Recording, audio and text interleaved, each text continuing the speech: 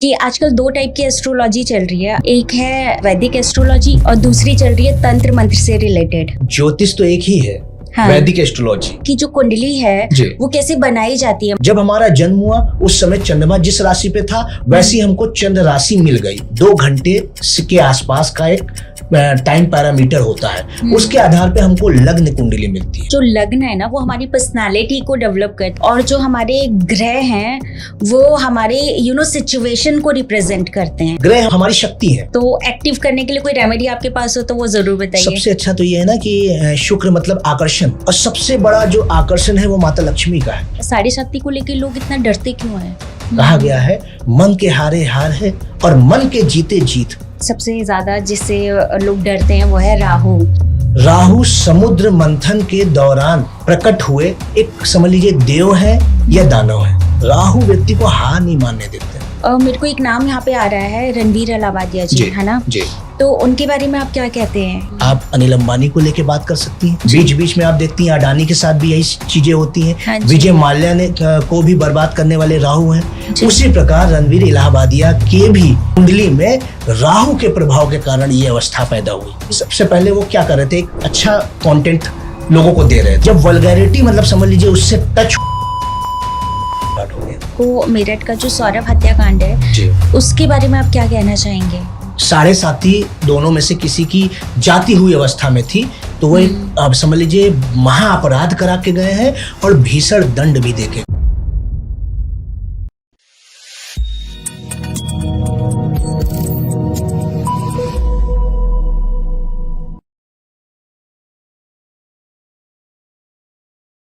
नमस्ते everyone, welcome to Soch matters. आज का पॉडकास्ट बहुत ही स्पेशल रहने वाला है क्योंकि हमने समझा है रियल एस्ट्रोलॉजी को। रियल एस्ट्रोलॉजी होती क्या है और कैसे की जाती है, इसके बारे में आपको पूरी जानकारी मिलेगी आज के पॉडकास्ट में। और साथ ही साथ काफी फेमस पर्सनालिटीज के ऊपर भी हमने बातचीत करी है, उनकी कुंडली का विश्लेषण किया है। तो चलिए स्वागत करते हैं हमारे आज के special guest doctor Kunwar Harshit Rajveer ji का, only on Soch matters with me Poonam Rawat. Sir, you are most welcome to Soch matters. Thank you so much. बहुत बहुत स्वागत है आपका। सबसे पहले तो मैं आपसे ये जानना चाहती हूँ कि जो आपका नाम है जी, है ना, डॉक्टर कुंवर हर्षित राजवीर जी, तो ये कितने नाम है ये जानना चाहती हूँ पहले मैं। देखिए नाम तो एक ही है मेरा। हाँ जी। लेकिन ये है कि राजवीर मेरा निक नेम है। हाँ। और कुंवर हर्षित मेरा ऐसे ऑफिशियल नेम है। जी, ऑफिशियल नेम है। अच्छा, तो आपने उसको मिक्स करके इतना बड़ा नाम बना दिया है। जी। चलिए, मुझे लगा इसके पीछे भी कोई एस्ट्रोलॉजी है। एस्ट्रोलॉजी क्या मतलब ये है ना कि जैसे कि हमारा जो ऑफिशियल नेम होता है उसके साथ जैसे निक नेम बहुत लोग अलग रखते हैं, लेकिन हमारा ये था कि चलिए तीनों का एक साथ कॉम्बो हो गया, समझिए मिक्स हो गया। करेक्ट। सबसे पहले तो मैं आपसे ना ये जानना चाहती हूँ एस्ट्रोलॉजी के बारे में कि आजकल दो टाइप की एस्ट्रोलॉजी चल रही है। अगर हम यूट्यूब पे भी देखें या अदर चैनल्स पे भी देखें तो आजकल दो टाइप की एस्ट्रोलॉजी चल रही है। एक है वैदिक एस्ट्रोलॉजी और दूसरी चल रही है तंत्र मंत्र से रिलेटेड, है ना। तो कौन सी एस्ट्रोलॉजी पे आपका सबसे ज्यादा बिलीव है? देखिए वास्तविकता में हम देखें तो ज्योतिष तो एक ही है, हाँ। वैदिक एस्ट्रोलॉजी, क्योंकि जो वेदों का मुख्य अंग है, छठा अंग जिसको कहते हैं नेत्र के रूप में, वो वैदिक एस्ट्रोलॉजी ही है। बाकी ये जो तंत्र मंत्र की मतलब विधाएं हैं, ये विधाएं हैं, ये भाग हैं समझ लीजिए। तो ये प्रक्रिया में आते हैं, ये अभिचार में आते हैं। जो अभिचार के 6 अंग हैं ये उसमें आता है। एस्ट्रोलॉजी का जो मूल है वो वैदिक एस्ट्रोलॉजी है। अच्छा, हाँ, जैसे पहले के टाइम की अगर बात करें तो हर घर में एक कहते हैं ना कि एक एस्ट्रोलॉजर फिक्स होता था। वो कुंडली देखता है, फिर वो बताता है, विश्लेषण करता है ना। तो ऐसे ही वैदिक एस्ट्रोलॉजी मेन स्ट्रीम में आता है ना। लेकिन जो आज के टाइम पे जो युवा पीढ़ी है वो बहुत ज्यादा इंटरेस्टेड हो रहे हैं तंत्र मंत्र के ऊपर। तो आप इसको कैसे डिफाइन करते हैं? देखिए वास्तविकता ये है कि जो एस्ट्रोलॉजी है वो आपके जन्म के समय के आधार पे जो ग्रहों की गणनाएं होती हैं, ग्रह नक्षत्रों की गणनाएं, उसके माध्यम से जो आपको कुंडली प्राप्त होती है वो आपके जीवन की हर घटना को बताती है। साथ ही साथ आपका स्वभाव कैसा होगा, आपका व्यक्तित्व के साथ साथ आपकी यात्रा जीवन की कैसी जाएगी, आपका भाग्य कैसा है, आपके कर्म कैसे होंगे, आपका समाज में ऑरा कैसा होगा, वो सारी चीजें एस्ट्रोलॉजी बताती है। ज्योतिष के माध्यम से जाना जा सकता है, क्योंकि ज्योतिष में जो हमको कुंडली प्राप्त होती है, ग्रह नक्षत्रों की अवस्थाएं प्राप्त होती है, वो हमारे जन्मांतर के कर्मों के आधार पे, पुण्यों के आधार पे, और वर्तमान जो हमारा जन्म है उसमें हम कौन से कर्मों की तरफ जाएंगे, वो हमको प्राप्त होता है। अदर देन हम जब बात करते हैं आज की युवा पीढ़ी किस तरफ जा रही है, हाँ जी, वो लाभ को, स्वार्थ को अपने हृदय में रखते हुए, स्वार्थ के भाव से वो मतलब अभिचार में जा रहे हैं। वो एस्ट्रोलॉजी नहीं है, हाँ, वो क्रियाएं हैं, अभिचार है, वो कर्म में आते हैं, और जो कि वास्तव में कहते नहीं है कि कर्मास बैक करते हैं। हाँ, हम अगर सत्कर्म करेंगे उसका हमको अच्छे परिणाम मिलेंगे, हम अगर कुकर्म करेंगे या कोई ऐसे कर्म में हम संलिप्त होंगे तो निश्चित तौर पे वो हमारे लिए लाभकारी नहीं हो सकता। तात्कालिक लाभ हमें किन्हीं चीजों से मिल सकता है, हाँ, लेकिन वो जीवन पर्यंत का लाभ नहीं हो सकता है। जी बिल्कुल जी। अभी जैसे आपने बोला कि जब हमारा जन्म होता है ना, तब ये निर्धारित हो जाता है कि हमारा व्यक्तित्व और हमारी पर्सनालिटी कैसे होगी, है ना। तो मेरा नेक्स्ट क्वेश्चन ये है कि जो कुंडली है वो कैसे बनाई जाती है, मतलब चंद्र होती है एक और एक सूर्य के आधार पे होती है ना, तो किस आधार पे माननीय होती है? देखिए, सर्वप्रथम हमको ये देखना होता है कि हमारा जो चंद्रमा है, हाँ, वो किस नक्षत्र में है। अच्छा। उस नक्षत्र के आधार पे ही हमारी सारी चीजें फलित होती हैं, सारी चीजें हमारी निर्धारित होती हैं। हाँ। अब जैसे मानिए किसी व्यक्ति का अश्विनी नक्षत्र में जन्म हुआ, जब चंद्रमा अश्विनी नक्षत्र में था तब उसका जन्म हुआ, हाँ, तो केतु की महादशा से उसके जीवन की यात्रा का आरंभ होता है। Okay. और आप देखेंगे कि उस व्यक्ति के जीवन पर जीवन पर्यंत केतु का प्रभाव होता है। अच्छा। वो मतलब कहीं ना कहीं विरक्तता से, आध्यात्म से, मोक्ष की तरफ, और केतु के जितने सारे समझ लीजिए रहस्य हैं उनसे उसका जुड़ाव जीवन पर्यंत होता है। इसीलिए इसको रहस्यवादी विद्या भी कहा गया है, पराविद्या भी कहा गया है। अच्छा। इसका मुख्य आधार यही है। और उसके आधार पे जैसे आपने कहा कि एक हो गई हमारी चंद्र कुंडली, एक हो गई हमारी सूर्य कुंडली। तो देखिए, चंद्रमा 2.5 दिन एक राशि पे रहता है। जब हमारा जन्म हुआ उस समय चंद्रमा जिस राशि पे था वैसी हमको चंद्र राशि मिल गई। दूसरा ये अवस्था होती है कि जो सूर्य होता है वो 1 माह एक राशि पे होता है, तो उसके आधार पे हमको सूर्य राशि या सन साइन हमको मिलती है। लेकिन जो सबसे ज्यादा महत्वपूर्ण है वो है हमको लग्न मिलना। हमको लग्न कौन सा मिला है, जो कि मात्र 2 घंटे के आसपास का एक टाइम पैरामीटर होता है। उसके आधार पे हमको लग्न कुंडली मिलती है, और वो सूर्य से देखी जाती है। तमाम आज के समय में थोड़ा भागदौड़ कहते नहीं है, एस्ट्रोलॉजी में भी जल्दी जल्दी हमको चीजें जाननी है, जल्दी जल्दी समझना है, हाँ, तो लोग इसको समझने की कोशिश नहीं करते हैं। जब आपका समझ लीजिए जन्म होता है तो उस समय देखा जाता है कि आप सूर्य किस दिशा में है, सूर्य कौन सी अवस्था में है। अब जब सूर्य उदय होता है उस समय लग्न का उदय होता है। Okay. आपके पॉडकास्ट के माध्यम के, आपके शो के माध्यम से ये मैं बताना चाहता हूं, जैसे किसी भी जातक का जन्म सुबह 6 बजे से 8 बजे तक हुआ तो सूर्य उसको लग्न में मिलेगा, प्रथम हाउस में। Okay. और अगर 8 से 10 में हुआ तो सूर्य द्वादश हाउस में चला जाएगा, 12वें भाव में। और उसी से बढ़ते बढ़ते जैसे मानिए 3 से 5 बजे का उसका जन्म हुआ है, अपराह्न का, दोपहर का, तो उसके 9वें भाव में सूर्य मिलेगा। ये अवस्था होती है कि सूर्य समझ लीजिए अपनी धुरी पे जैसे घूमता है वैसे ही लग्न के 12 भावों में विचरण करता है, और दूसरे दिन प्रातःकाल वो फिर हमारे लग्न में आ जाते हैं, तन में आ जाते हैं जी। तो इसीलिए कहा गया है कि जैसे 3 बजे से 5 बजे के बीच जिन जातकों का जन्म होता है तो सूर्य 9वें भाव अर्थात धर्म भाव में होता है, और वो व्यक्ति धर्म से कनेक्ट जरूर होगा जी। और मानिए प्रातःकाल जन्म हुआ है तो उसमें अंदर एक समझ लीजिए प्रकट की भावना होगी, उसके अंदर मतलब शुरुआत करने की भावना होगी, हर एक विषय का वो जन्मदाता होगा। सूर्य लग्न में होता है तो कहते नहीं है कि वो नवीन विचारों का स्वामी है, ये अवस्था है जी। आप इसको कैसे को रिलेट कर रहे हैं, मतलब जैसे सन राइज होता है इस तरीके से आप उसी प्रकार से सन जैसे राइज होता जाता है, हाँ। 6 बजे प्रातःकाल जैसे 5:45 पे 6 बजे हाँ। सूर्य समझ लीजिए उदय होता है, बस उसी प्रकार हमारी कुंडली में भी सूर्य उदय होता है जी। बिल्कुल। अभी हम लग्न की बात करें या ग्रह नक्षत्र की बात करें तो लग्न और ग्रह नक्षत्र दोनों में क्या डिफरेंस है?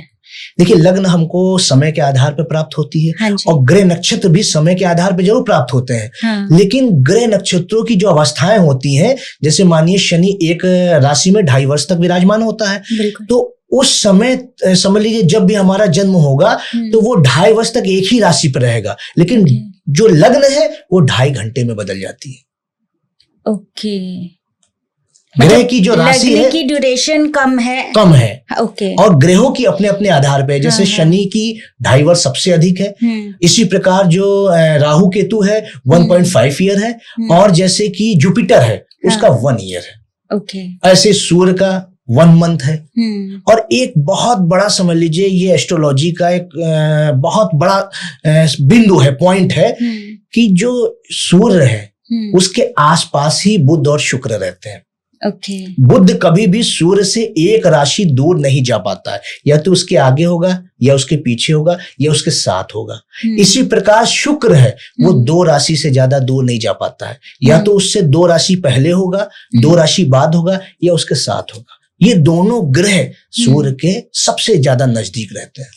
अच्छा, तो जैसे हमारी आजकल आप देखेंगे हर जगह ग्रहों को लेके बहुत ज्यादा बात हो रही है ना, शनि केतु राहु शुक्र शनि, है ना, सब ये सब बातें हो रही हैं। तो लेकिन इसमें लगन का कितना महत्व है? लग्न जो है व्यक्ति का स्वभाव देता है, प्रकृति देती है, उसका शरीर देता है, उसका मस्तिष्क देता है। मतलब लग्न का मतलब ही यही है कि व्यक्ति के भीतर जो भी गुण है वो लग्न दे रही है। मानिए शनि से संबंधित लग्न है उसकी, मकर या कुंभ, तो व्यक्ति शनि प्रधान होगा। अब उसकी कुंडली में शनि नीच का हो, उच्च का हो, स्वराशित हो, वो सेकंड मैटर है। जैसे आपके पॉडकास्ट का नाम है सोच मैटर्स, वैसे ये मैटर बाद में है। सबसे पहले आपका पूनम जी का व्यक्तित्व सामने आ रहा है। करेक्ट। वो मतलब किस प्रकार से चीजों को मतलब मेन स्ट्रीम में लेके आ रही हैं। इसी प्रकार जैसे मानिए किसी व्यक्ति की सिंह लग्न है, सिंह नाम से ही पता चलता है कि व्यक्ति मतलब दहाड़ने वाला होगा। व्यक्ति के सामने सभी लोग दबेंगे। व्यक्ति मतलब राज करने की भावना रखता होगा अपने हृदय में। उसका स्वामी सूर्य है। ऐसे व्यक्तियों के लिए सबसे ज्यादा महत्वपूर्ण होता है उनका मान सम्मान जी, उनकी राज करने की भावना, उनकी प्रकृति। इसी प्रकार जैसे बुध की लग्न हमको मिलती है, या हमको कन्या लग्न मिल गई, या मिथुन लग्न मिल गई, तो ऐसे व्यक्तियों के लिए सर्वाधिक महत्वपूर्ण होती है उनकी वाणी, उनकी बुद्धि, उनकी क्रियाशीलता। ऐसे व्यक्ति हर एक चीज को कैलकुलेटिव मतलब नेचर के होते हैं, कैलकुलेशन करके चलते हैं। वो व्यक्ति में मतलब चीजों में और वातावरण में सुधार करने की भावना रखते हैं। मेरा मानना है कि आप भी बुध से ही रिलेटेड हैं। आपकी भी जो अवस्था है वो मरकरी से ही रिलेटेड है। आपकी जो जन्म लग्न कुंडली है तो उसमें मरकरी बहुत समझ लीजिए ज्यादा इम्पैक्ट करता है। अच्छा, ओके। आपने कुंडली अभी कहीं दिखाई है अपनी? हाँ, मैंने दिखा रखी है जी, बट मेरा जो लग्न है वो सिंह है। सिंह लग्न है। हाँ। लेकिन बुध आपकी कुंडली में बहुत ज्यादा मजबूत है। जैसे सिंह लग्न है तो सेकंड हाउस का जो लॉर्ड है वो कौन हुआ? बुध हुआ। अच्छा। और वाणी का लॉर्ड, तो वाणी से आप जो है बुध की प्रकृति आप में समझ लीजिए प्रदर्शित हो रही है। इसीलिए आप इस क्षेत्र में भी आई। जी बिल्कुल। बहुत सोच समझ के बोलना, बहुत कैलकुलेटिव बोलना, हर चीज में सुधार करना, ये आपकी प्रकृति है। अच्छा। मैं तो आपसे फर्स्ट टाइम हमारी आपकी वार्ता हो रही है। हाँ जी। आपने अभी हमको बताया, तो आप स्वतः ये चीज देखिए, जो जीवन में हमारी कुंडली दिखा रही है वही व्यवस्थाएं, वही व्याख्या हमको देखने को मिलती है। अभी मुझे आपकी बातचीत से एक चीज समझ आ रहा है कि जो लग्न है ना वो हमारी पर्सनालिटी को डेवलप करता है, वो पर्सनालिटी को रिप्रेजेंट करता है, राइट? और जो हमारे ग्रह हैं वो हमारे सिचुएशन को रिप्रेजेंट करते हैं। जी, ग्रह हमको हमारी शक्ति है। ओके। ग्रह हमारी शक्ति है। हाँ। जैसे किसी की भुजा में ताकत है, हाँ जी। किसी के मस्तिष्क में है, हाँ। और किसी के वाणी में प्रभाव है। तो इस प्रकार से ग्रह हमारी शक्ति है। अच्छा। हमको कितने शक्तिशाली ग्रह मिले हैं। जैसे मानिए किसी का सूर्य बहुत अच्छा मिला है, 15 अप्रैल से उसका 15 मई के बीच का जन्म है, तो सूर्य उसको उच्च का मिलेगा। ये भी मतलब एक बहुत बड़ा फैक्ट है कि 15 मार्च से 15 अप्रैल तक जो सूर्य है वो मीन राशि पे रहता है। इस समय जितने भी लोग होंगे वो मीन राशि पे रहेगा। फिर उसके बाद 15 अप्रैल से 15 मई तक सूर्य अपनी उच्च राशि पे अर्थात मंगल की राशि पे जाके विराजमान हो जाते हैं। ओके। हमारी मतलब समझ लीजिए संस्कृति में मकर संक्रांति सभी लोग जानते होंगे। जी बिल्कुल। तो मकर संक्रांति किस डेट के आसपास होती है? या तो 14 जनवरी या तो 15 जनवरी। तो मकर में सूर्य मतलब जो है वो प्रवेश करते हैं, संक्रांत करते हैं। आप समझ गए यहाँ से? तो जब भी सूर्य मकर राशि में जाते हैं तब संक्रांति होती है। वहीं से ये अवस्था पूरी चलती जाती है। क्या हम अपने व्यूअर्स के लिए इसको थोड़ा सा और डिफाइन कर सकते हैं? लाइक मैं ये जानना चाहती हूँ, जो हमारे प्लैनेट्स हैं, है ना, आपने बोला वो हमारी शक्ति का काम करते हैं, है ना, तो क्या हम 1 by 1 एक प्लैनेट को उसकी शक्ति के साथ में क्लियर कर सकते हैं, सो दैट हमारे व्यूअर्स को थोड़ा सा क्लियर हो जाएगा? निश्चित तौर पे। देखिए, जैसे कि हम काल पुरुष की कुंडली से यहाँ पे व्याख्या करते हैं। काल पुरुष की कुंडली अर्थात समय की कुंडली। हमारी मतलब एस्ट्रोलॉजी का एक पॉइंट है, लाल किताब सभी लोग जानते होंगे। बिल्कुल। लाल किताब जो है वो काल पुरुष की कुंडली पे ही आधारित है। उसमें ये अवस्था है कि मेष लग्न जो है वो काल पुरुष की कुंडली है। तो अब जैसे किसी व्यक्ति की मेष लग्न है तो उसका जो प्रभाव होगा वो मंगल का होगा, सेनापति का होगा, वो समझ लीजिए एक डिक्टेटरशिप जैसे होता नहीं, तानाशाह का व्यक्तित्व होगा उसका। अब हमको व्यक्तित्व तो वैसे मिल गया, हमको ग्रह की अवस्थाएं कैसे मिल रही हैं? तो मानिए एक व्यक्ति को बुध बहुत अच्छी पोजीशन में मिला है, तो व्यक्ति शरीर से ज्यादा कार्य नहीं करेगा।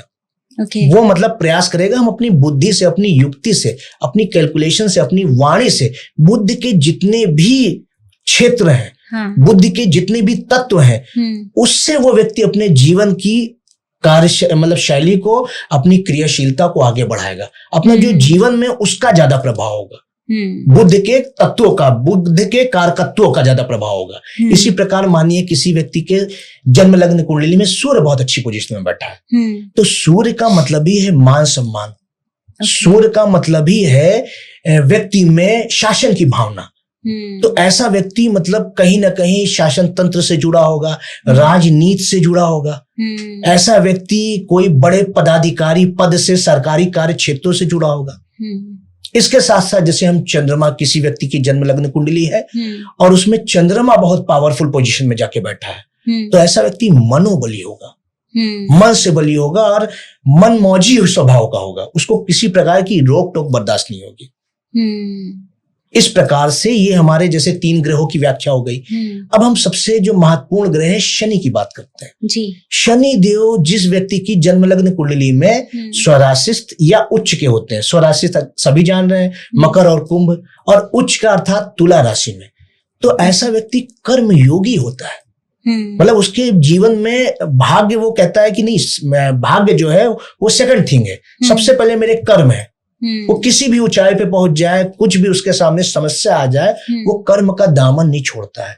ये काल पुरुष की कुंडली से हम मैच कर सकते हैं, क्योंकि काल पुरुष की कुंडली में जो 10th हाउस है, हमारे कर्मों का स्वामी, वो शनि है। बिल्कुल। इसी तरह हमारी एस्ट्रोलॉजी डिफाइन होती है। शनि तो वैसे भी कहते हैं कि कर्म का स्वामी है। तो वो काल पुरुष की कुंडली में कर्म का स्वामी है। इसी आधार पे बताया गया कि वो कर्मों का स्वामी है, क्योंकि जब सृष्टि की उत्पत्ति हुई तो समय के बाद ही सृष्टि की उत्पत्ति हुई। तो इसका मतलब सृष्टि की उत्पत्ति से पहले एस्ट्रोलॉजी है, सृष्टि की उत्पत्ति बाद में हुई है, पहले एस्ट्रोलॉजी है, क्योंकि जब समय होगा तभी तो सृष्टि की उत्पत्ति होगी। और जब समय की उत्पत्ति हुई तो उसकी कुंडली बनी। जैसे हमारी आपका जन्म हुआ तो हमारी आपकी प्रकृति निकल के आई, बिल्कुल, जन्म समय हमारा निकल के आया, उसके आधार पे सारी चीजें हम लोग डिफाइन करते हैं। तो वो जो है वो काल पुरुष की कुंडली सबसे ज्यादा महत्वपूर्ण होती है व्यक्ति के जीवन में। उससे मैच करके हम सारे ग्रहों की व्याख्या, सारी भावों की व्याख्या, महादशा, दशा, सबकी व्याख्या निकालते हैं। अच्छा, ओके। इसी प्रकार जैसे हमने और 4 ग्रहों की व्याख्या करी दी है। शुक्र, शुक्र जो व्यक्ति को डिजायर देता है, शुक्र जो है वो उत्पत्ति देता है। बगैर स्त्री के जन्म लग्न कुंडली में शुक्र की अवस्था अगर अच्छी नहीं है तो वो जो है मतलब समझ लीजिए जीवन को आगे नहीं बढ़ा सकती है। इसी प्रकार पुरुष की जन्म लग्न कुंडली में अगर शुक्र अच्छा नहीं है तो वो अपने जीवन को आगे नहीं बढ़ा सकता, जीवन की उत्पत्ति नहीं कर सकता। तो नव जीवन की उत्पत्ति के लिए शुक्र महत्वपूर्ण है। आप देखिए, आपके व्यूअर्स देख रहे होंगे, जिस व्यक्ति का शुक्र अच्छा है, शुक्र स्वराशि है या उच्च का है, ऐसे व्यक्ति में आपने देखा होगा कि वो ब्रांड के प्रति, वो लग्जरी के प्रति बहुत जल्दी आकर्षित होते हैं। और जब आपका आकर्षण किसी चीज के प्रति होता है, तो वो जो समझ लीजिए गैलेक्सी है, यूनिवर्स है, उससे कनेक्टिविटी आपकी बन जाती है, और वो आकर्षण, वो डिजायर आपकी स्वतः फुलफिलमेंट होने लगती है, वो फुलफिल होने लगती है आपकी डिजायर। ये अवस्था है। बट आज के टाइम पे शुक्र किसी का अच्छा हो नहीं हो, लेकिन सबको एक्टिव जरूर करना है अपना बिल्कुल, शुक्र। बिल्कुल बिल्कुल। तो एक्टिव करने के लिए कोई रेमेडी आपके पास हो तो वो जरूर बताइए। सबसे अच्छा तो ये है ना कि शुक्र मतलब आकर्षण, हाँ। और सबसे बड़ा जो आकर्षण है वो माता लक्ष्मी का है। सब हर व्यक्ति माता लक्ष्मी के प्रति सर्वाधिक आकर्षित है जी। तो अगर आप नियमित माता लक्ष्मी का पूजन करते हैं, श्रीम श्रीम श्रीम श्रीम मंत्र की चैंटिंग करते हैं, या माता लक्ष्मी का कोई भी पाठ आप करते हैं, तो निश्चित तौर पे शुक्र आपको लाभ देगा। लेकिन बहुत से ऐसे लोग हैं जो मतलब पूजा पाठ करने में अक्षम है या नहीं कर पाते हैं, वो सिनेमन का यूज करें। जो दालचीनी आती है, सिनेमन, उस पाउडर को या तो अपने साथ रखें या उसकी स्टिक को अपने साथ रखें, कहीं ना कहीं शुक्र उनका अच्छा होगा। परफ्यूम का यूज करें, एक मतलब निश्चित आप जो भी फ्रेग्रेंस चाहते हैं उसका परफ्यूम अपने साथ रखें, और उसको दिन में 2 बार 3 बार यूज करें। आप देखिए कहीं ना कहीं आपके भावों में स्वतः परिवर्तन आ जाएगा, और आपके लाइफ में शुक्र अच्छा हो जाएगा, धन की वर्षा होना स्टार्ट हो जाएगी। ओके, मैं इसी पॉइंट पे आने वाली थी कि शुक्र को लेके जैसे काफी लोग कहते हैं कि इत्र का यूज करें, है ना। सिनेमन कैसे कोरिलेट करता है मतलब शुक्र से? जैसे आपने अभी सिनेमन का जिक्र करा, वो कैसे कोरिलेट करता है? देखिए, ये औषधियां हैं। जब हमारे नक्षत्रों से औषधियों का मतलब कहते नहीं है, नक्षत्र भी प्रकृति की एक वो है, उत्पत्ति है। इसी प्रकार से ये जो औषधियां हैं वो भी प्रकृति की ही उत्पत्ति है। तो जैसे जितने सारे नक्षत्र हैं, जैसे 27 नक्षत्र हैं, सबका अलग अलग मतलब जुड़ाव है औषधियों के साथ। जैसे मानिए किसी भी व्यक्ति का अश्विनी नक्षत्र है, या केतु ग्रह उसको स्ट्रॉन्ग करना है, तो वो कुचला की जड़ अपने पास रखे। या शनि किसी को स्ट्रॉन्ग करना है, तो शमी के वृक्ष में आप सभी जानते होंगे कि दीपक जलाए या शमी की लकड़ी अपने पास रखे। ये औषधि है, वो हमारे जीवन पे प्रभाव डालती हैं। जैसे हमारे आसपास कोई पॉजिटिविटी वाली चीज होती है, पॉजिटिव वाइब्स हमको देती है, तो निश्चित तौर पे वो हमारे लिए लाभकारी हो जाती है। ये एक एटमॉस्फेयर चेंज करेगी, माइंडसेट चेंज करेगी, वो स्वतः वो चीजें उत्पन्न हो जाती हैं और उससे कनेक्टिविटी बन जाती है।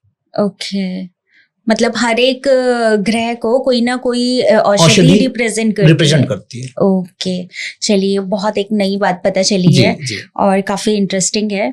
आगे हम बात करते हैं, जैसे आज के टाइम पे जो शनि है, कह रहे हैं कि शनि अभी कन्वर्ट हुआ है, उसमें 7.5 ट्रांजिट हुई मीन राशि, तो 7.5 का भाव है ना।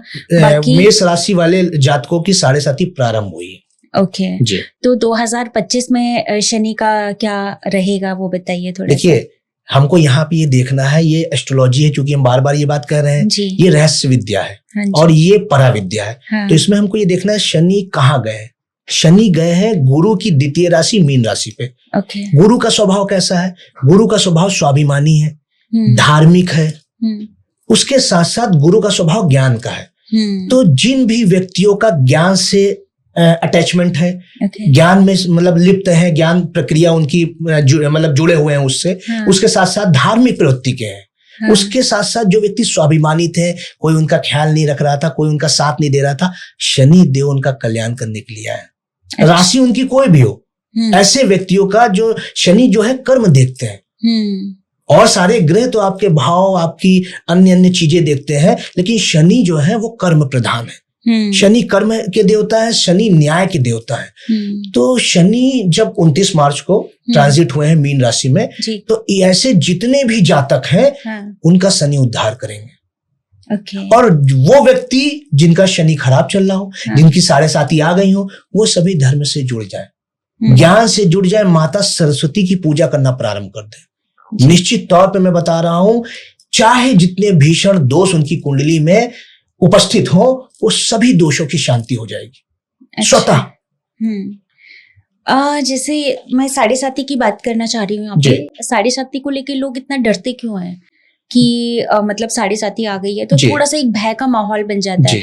अब 7.5 एक छोटा पीरियड तो है नहीं, बिल्कुल 7.5 वर्ष निकालना, तो उसके लिए मतलब आप ये बताइए हमारे व्यूअर्स को कि एक तो डर का माहौल क्यों है, और अगर डरे नहीं तो क्या करें? देखिए, इसके पीछे मैं थोड़ा सा एग्जाम्पल देते हुए ये बात आपको बताऊंगा कि क्या है साढ़े साती और कैसा इम्पैक्ट हमारे जीवन पर डालती है। देखिए, साढ़े साती कब बनती है, सबसे पहले ये जानना जरूरी है जी। आपका चंद्रमा जिस राशि में है, हाँ जी, उस राशि से एक भाव पहले, हाँ, एक राशि पहले या एक राशि बाद, या चंद्रमा के साथ जब शनि देव आते हैं तब साढ़े साती का निर्माण होता है, साढ़े साती बनती है। अब चंद्रमा की प्रकृति क्या है, कोई रोक टोक नहीं, मनमौजी, क्योंकि वो मन का कारक है, मनोरंजन का कारक है। अब एक व्यक्ति, एक स्टूडेंट अगर जो है वो मनोरंजन कर रहा है, खेलकूद कर रहा है, और एक टीचर उसके सामने आके बैठ जाए तो उसके सामने कैसी मतलब स्थिति उपस्थित होगी। वो मतलब बिल्कुल एक जगह जाके बैठ जाएगा कि अरे मेरे टीचर आके बैठ गए, अब मुझे वो कहीं पनिश ना कर दें या कहीं कुछ ऐसा ना कर दें। तो शनि एक टीचर की भांति है, वो जब चंद्रमा के आसपास आते हैं तो मन भयभीत हो जाता है, जबकि ऐसा करने की जरूरत नहीं है।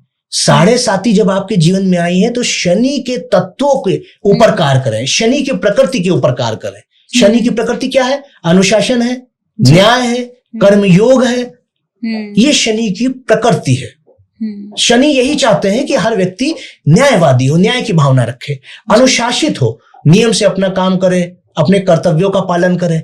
और उसके साथ साथ शनि का जो सबसे महत्वपूर्ण जो गुण है वो है कर्मयोग का। जैसे आपने देखा होगा, अर्जुन एक कर्मयोगी की भांति थे, तब जाके भगवान श्री कृष्ण ने उनके रथ की धुरी थामी थी, स्वयं ब्रह्म ने उनके रथ की धुरी थाम ली थी। इसी प्रकार जब ये अवस्था आएगी तो साढ़े साती संपूर्ण जीवन का सबसे अच्छा समय व्यक्ति के जीवन में परिवर्तित हो जाएगा। हम इस कॉन्सेप्ट को हमको समझना है कि हमारी मनोस्थिति हुई है, शारीरिक कोई प्रॉब्लम नहीं हुई है, लेकिन जब आप मन से भयभीत हो जाते हैं, कहा गया है मन के हारे हार है और मन के जीते जीत। जब आप मन से ये हो जाते हैं कि नहीं, ये तो मेरे लिए चैलेंजिंग टाइम पीरियड है, इस समय तो मुझे नई नई चीजें सीखनी है, अच्छे कर्म करने हैं, और क्या मुझे 6 घंटे मेहनत करता था, व्यायाम करता था 2 घंटे, आज समय 4 घंटे करूंगा। बिल्कुल, आप स्वतः देखिए, आपके जितने व्यूअर्स देख रहे हो वो खुद ये चीज ज्यादा समय नहीं, सिर्फ 43 डेज तक ये इम्प्लीमेंटेशन करके देख ले। अभी तो मेष राशि वालों की साढ़े साती प्रारंभ हो गई ना, वो अनुशासन कर मतलब अपने जीवन में बना के देख ले, 7.5 वर्ष उनके उपलब्धि के हो जाएंगे जी। ये है, ये इसीलिए मैं बार बार ये चीज कोट कर रहा हूं, रहस्य विद्या, परा विद्या, जिसको हम नहीं जान सकते, नहीं समझ सकते, जब इसको डिकोड हम कर ले जाएंगे निश्चित तौर पे हमको लाभ होगा। मैं कहीं ना कहीं आपकी बात से कनेक्ट कर पा रही हूँ, क्योंकि आज से कुछ टाइम पहले जैसे मेरे को कहा गया था कि आपकी साढ़े साती चल रही है, बट मेरे लिए वो जो टाइम पीरियड था ना वो इतना अच्छा था, मतलब ये बात मैं ऑन कैमरा कह रही हूँ, पता नहीं मेरे को ऐसा लगा कि जब शनि जा रहे थे तो मुझे लगा क्यों ही जा रहे हैं बिकॉज उन्होंने मुझे इतना अच्छा रिजल्ट दिया। बहुत सारे चैलेंजेस आए लाइफ में, बट वो एक ऐसा होता है ना कि वो एक लाइफ लेसन की तरह आ रहे थे, अचीवमेंट देके चले गए। करेक्ट, कि वो मतलब मैं बहुत ज्यादा डिसिप्लिन भी हुई उस टाइम पीरियड में, बहुत सारी नई अपॉर्चुनिटीज भी आई, मुझे बहुत सारे लोगों का पता चला कि कौन मतलब मेरे लिए सही है और कौन मेरे लिए गलत है।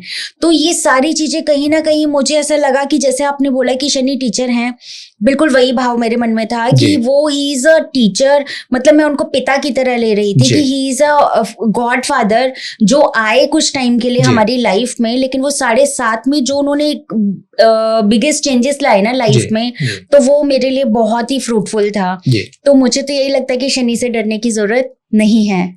निश्चित तौर पे देखिए, जैसे ये आपने प्रैक्टिकल किया अपने जीवन में, अपनी लाइफ में इस लेसन को आपने जिया है, आत्मसात किया है, तो आप इसके ऊपर मतलब पूरी तरीके से विश्वास कर रही हैं। मेरा कहना यही है कि भाग दौड़ में मत रहिए।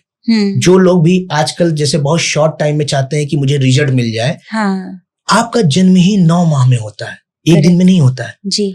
आप अपनी जीवन की जो एजुकेशन है वो जब 18-20 वर्ष की आयु के हो जाते हैं तब पूरी करते हैं। तो शनि का भी यही प्रकृति है, वो शनै शनै शनैचरा शनै शनै, जो मतलब शनि देव हैं वो बहुत धीरे धीरे चीजें करते हैं लेकिन मजबूत करते हैं। इसीलिए जो लोहे में शनि का वास बताया गया है, लोहा सबसे मजबूत धातु है जी।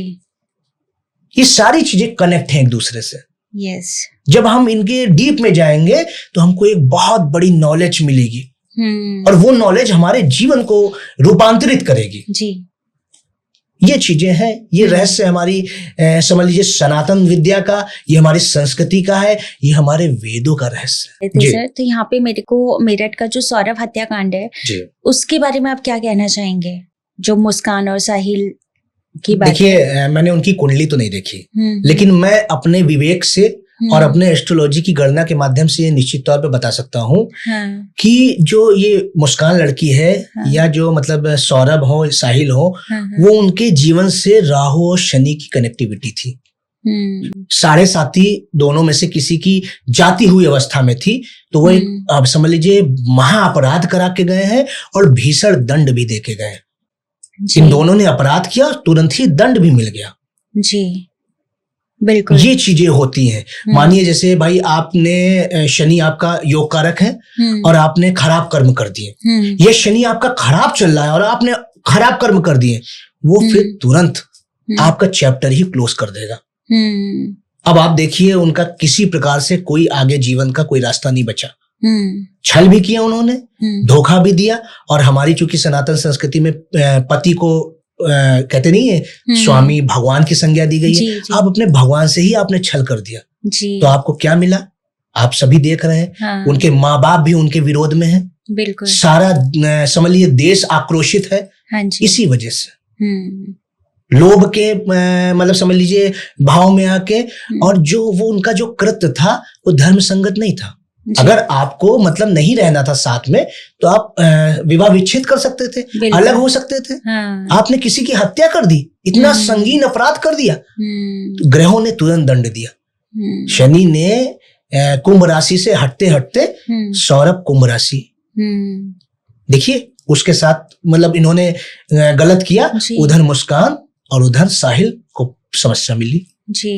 ये चीजें आज का जो टाइम है, हम इस डिजिटल वर्ल्ड की बात करें तो मुझे लग रहा है कि ऐसे तो राहु सर्वप्रथम ही रहेगा, सर्वप्रथम है भी जी। बिल्कुल, आजकल जैसे आईपीएल चल रहा है तो आईपीएल मैं देख रही थी कि जियो प्लस हॉटस्टार है ना, ये दोनों एक होके काम कर रहे हैं अभी।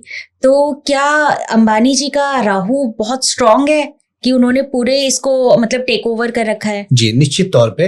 देखिए अंबानी जी की कुंडली हो या नीता अंबानी की कुंडली, सबसे ज्यादा उसमें रोल जो है वो नीता अंबानी की कुंडली का है। ओके। नीता अंबानी जी की कुंडली बहुत ही महत्वपूर्ण है। हाँ। उनकी धनु लग्न है। ओके। जो भी काम करती हैं वो धर्म संगत, क्योंकि धनु जो है वो राशि वो गुरु की राशि है। और वो जो भी काम करती होंगी, आपने देखा होगा वो आईपीएल में भी बैठी रहती है तो वो पूजा पाठ और मंत्र मतलब लगातार चैंट करती रहती है। वो अपने देखिए अभी उन्होंने अपने छोटे पुत्र का विवाह किया, सारे देश के धर्माधिकारियों को, धर्माचार्यों को उन्होंने आमंत्रित किया। ये उनकी समझ लीजिए स्ट्रेंथ है। कली काल में भी वो धर्म के साथ है, इसीलिए वो निरंतर बढ़ती चली जा रही। और आपने देखा होगा कि मुकेश अंबानी की जब से शादी हुई है तब से उनका समझ लीजिए राइजिंग पीरियड बढ़ता चला जा रहा है, डाउनफॉल नहीं आया को बार। उसी जगह आप अनिल अंबानी को देख लीजिए, उनका जो है डाउन फॉल मतलब समझ लीजिए लगातार आता रहा। हाँ। जबकि एक समय अनिल अंबानी अच्छी हैसियत पे थे जी। तो उसमें बहुत ज्यादा महत्वपूर्ण रोल जो है वो नीता अंबानी की कुंडली का है, और दोनों का ही राहु बहुत स्ट्रांग है जी। हाँ, बिकॉज आने वाले जो बिजनेसेस है वो भी कहीं ना कहीं राहु को ही रिप्रेजेंट कर रहे हैं। और जितना भी है देखिए टेलीकम्युनिकेशन से ही उन्होंने ग्रोथ की है जी। उसका कारक राहु है। हर एक चीज उनकी जैसे शो ऑफ होती है। एक तरफ अडानी जी का भी देखिए वो गुप्त तरीके से कार्य चल रहे हैं, वो मतलब मेन स्ट्रीम में आके नहीं हो रहा है। लेकिन अंबानी जी के जितने भी समझ लीजिए बिजनेस है, हाँ। वो चाहे मतलब समझ लीजिए जियो उन्होंने अपना किया, हाँ। उसके पहले भी जो भी वो चीजें करते रहे हैं वो सब राहु से प्रेरित हैं और राहु से कनेक्टिविटी उनकी बनी हुई है, और इसीलिए वो राइज करते जा रहे हैं। और दूसरी तरफ देखिए राहु और धर्म का जुड़ाव, वो धर्म से भी लगातार जुड़े हुए हैं, धर्म विमुख नहीं हुए वो जी। आईपीएल की बात करें तो आईपीएल को अभी आप कैसे लेते हैं? देखिए आईपीएल जैसे कहते हैं क्विक गेम है, 2020 कह सकते हैं हम लोग। तुरंत जो है लाखों लोगों से कनेक्ट होता है और समझ लीजिए 20 ओवर 40 ओवर में सारी लाखों करोड़ों लोगों की दिल की धड़कन बढ़ा के और लाखों करोड़ों को उदास और खुश करके चला जाता है। ये कार्य राहु का है। राहु का यही कार्य है कि वो समझ लीजिए सडन चीजें करते हैं। अब एक जो है स्टार बनता है यशस्वी जायसवाल, वो तुरंत पता चला आया और आईपीएल से फेमस हो गया। बिल्कुल, हाँ। तिलक शर्मा, तमाम ऐसे हैं। देखिए आपने पांड्या वगैरह जो बंधु हैं वो भी आईपीएल से ही उठे।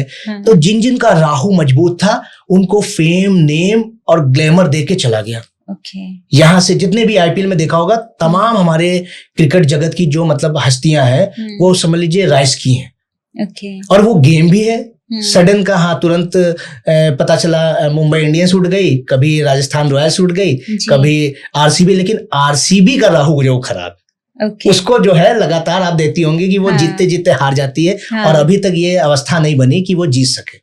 तो उनको अपना राहु ठीक करना चाहिए जी। एज अ टीम उनको अपने राहु पे काम करना चाहिए। उनको, हमको लगता है जिस समय उस टीम का रजिस्ट्रेशन हुआ है उस समय ग्रहण की अवस्था चल रही थी, तो आरसीबी वाले सुन ले अपने ग्रहण दोष की शांति करा ले।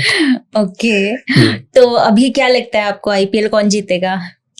देखिए वैसे तो मंगल का वर्ष है।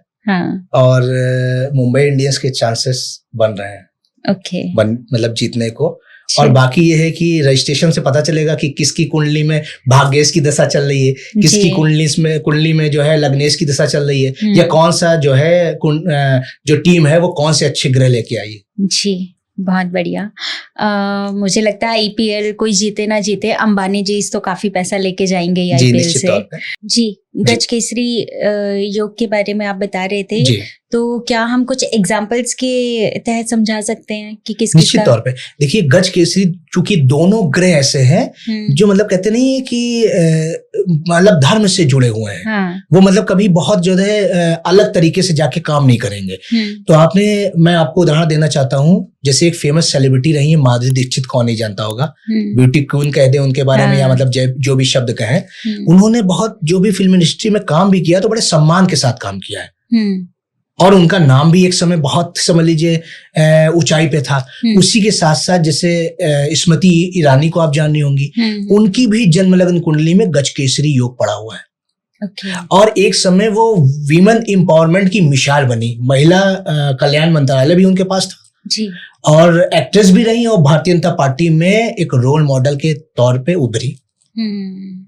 तो ये चीजें होती हैं जब आपकी जन्म लग्न कुंडली में कोई योग बनता है, तो इसका मतलब वो आपको लाभ देगा, वो आपको पहचान देगा, वो आपको पद देगा, प्रतिष्ठा देगा, मान सम्मान और सुखमय जीवन देगा। आपकी इच्छाओं की, मनोकामनाओं की पूर्ति भी कराएगा। देखिए माधुरी दीक्षित ने समझ लीजिए इस इंडस्ट्री से हट के शादी की जी, हाँ। डॉक्टर नेने से जी, बिल्कुल।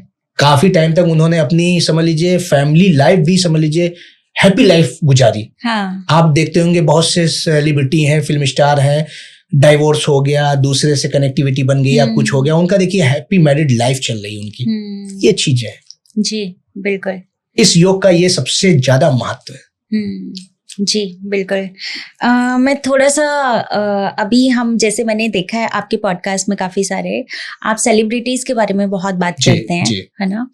तो आप अब हमारे व्यूअर्स को थोड़ा सा हमारे पॉडकास्ट में भी कुछ सेलिब्रिटीज के बारे में आप बताइए कि उनका कौन सा लगन और कौन सा ग्रह उनके साथ में काम कर रहे, जिस वजह से वो एक राइजिंग फेज में है। जी, देखिए एक तो जैसे सेलिब्रिटियों की जो सेलिब्रिटी है, हाँ। एक हमारी अंबानी परिवार की बहू, मैं भी उनको सेलिब्रिटी ही मानता हूँ, क्योंकि देखिए सडन कुछ कम उम्र में भी उनका कितना ज्यादा वैश्विक स्तर पे नाम हो गया। और जब उनकी शादी हुई उससे पहले ही समझ लीजिए संपूर्ण विश्व के लोग उनको जानने लगे। जी, बिल्कुल। राधिका मर्चेंट अंबानी की मैं बात कर रहा हूँ जी। उनके जो है जन्मलग्न कुंडली में चतुसागर नामक राजयोग है। अच्छा, ये मतलब समझ लीजिए एक स्पेसिफिक राजयोग है, चतुसागर नामक राजयोग। जब आपके जन्म लग्न कुंडली के जो केंद्र भाव होते हैं उन चारों भावों में ग्रह जाके विराजमान हो जाते हैं, तो चारों दिशाओं से आपको ख्याति प्राप्त होती है। महात्मा गांधी के भी चतुसागर राजयोग था। अच्छा, महात्मा गांधी को पूरे वैश्विक स्तर पे लोग जानते थे, सम्मान करते थे। बिल्कुल। और अंबानी परिवार की जो बहू है राधिका मर्चेंट अंबानी, उनको भी आप देखिए कि मतलब वो अच्छी मतलब उनकी भाषा है, अच्छा मतलब समझ लीजिए संस्कार है, पूजा पाठ में हर जगह नजर आती हैं और सबको सम्मान देती हैं। ये योगा समझ लीजिए आपके जीवन में इस तरीके से कार्य करते हैं। इसी प्रकार हम बात करेंगे जैसे विराट कोहली की, वो भी एक सेलिब्रिटी है और उनकी वाइफ एक अनुष्का शर्मा, आप जानती हैं कितनी बड़ी सेलिब्रिटी रह चुकी हैं। तो इसी प्रकार विराट कोहली के भी ये समझ लीजिए राजयोग पड़ा है कि उनके भाग्य का स्वामी और उनके दसम भाव 10th हाउस मतलब कर्म का स्वामी जाके विश फुलफिलमेंट भाव एकादश भाव में जाके विराजमान हो गया। तो वो जो मतलब समझ लीजिए राजयोग बनता है, धर्माधिपति कर्माधिपति राजयोग इसको बोलते हैं। धर्म का स्वामी और कर्म का स्वामी जब किसी जगह जाके एक साथ युति करता है, यही राजयोग अखिलेश यादव की भी कुंडली में। अच्छा, ये समझ लीजिए लीलाएं होती हैं, ये समझ लीजिए कुंडली की योगों की महत्वता है और हमारे जीवन में ये समझ लीजिए साक्षात है। जितने भी लोगों की कुंडली में कोई योग है तो वो निश्चित तौर पे उस दिशा में प्रयास करना प्रारंभ कर दें, वो योग फलित हो जाएगा। उसको ऑन करने की जरूरत है आपको। यहाँ पे मेरे को एक नाम याद आ रहा है, कंगना रनौत के बारे में अगर हम बात करें जी, तो उनका भाग्य कैसा है? देखिए भाग्य तो उनका भविष्य तो उज्जवल है, आपने देखा भी है कि कई सारी हिट फिल्म्स भी दी उन्होंने। उसके बाद जब पॉलिटिक्स में कदम रखा तो भी अपनी समझ लीजिए पहली बार में वो MP बन गई। बिल्कुल। लेकिन उनकी जो पर्सनल लाइफ है और मतलब कंट्रोवर्सी से उनका बहुत ज्यादा समझ लीजिए तालमेल है। जैसे उनके 7th हाउस जो रिलेशनशिप कहते हैं उसमें चंद्रमा बैठा है। चंद्रमा जब भी आपके जिस भाव में बैठता है तो वहां जो है स्थिरता नहीं देता है, चंचलता देता है। जितने भी रिलेशन उनके रहे आपने देखा है चंचलता रही उसमें, क्योंकि चंद्रमा 7th हाउस में है। 7th हाउस रिलेशनशिप का भाव है। उसी के साथ साथ कर्म के भाव में उनका राहु बैठा है। जैसे मैंने बार बार राहु का महिमा मंडन किया है, सभी लोग देख रहे होंगे कि ये भी राहु प्रधान व्यक्ति है, इसीलिए राहु की बार बार मतलब समझ लीजिए महिमा गान कर रहे हैं। लेकिन उनके 10th हाउस में राहु, सूर्य और जुपिटर साथ में बैठा है। और उनके हंस नामक पंच महापुरुष योग है।